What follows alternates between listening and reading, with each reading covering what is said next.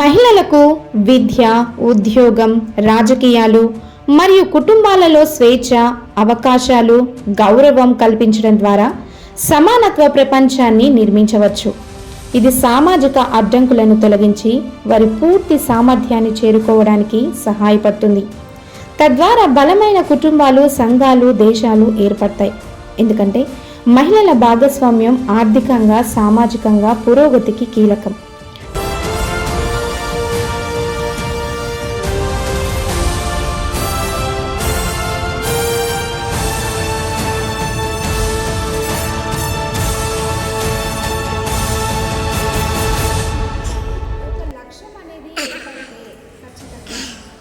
ఆ లక్ష్యాన్ని సాధించడానికి ఏ అడ్డంకులు ఎన్ని వచ్చినా కూడా దాటుకొని రావచ్చు.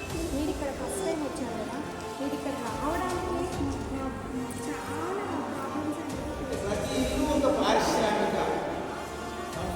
కనుకున్నటువంటి ఆలోచన, తన పరిజ్ఞానం గురించి మనమే పెట్టుకోకుండా బయటికి వెళ్ళి మనం దాన్ని ఒక సంపాదనగా చేసుకోవాలన్న ఉద్దేశంతో ఈ శిక్షణ.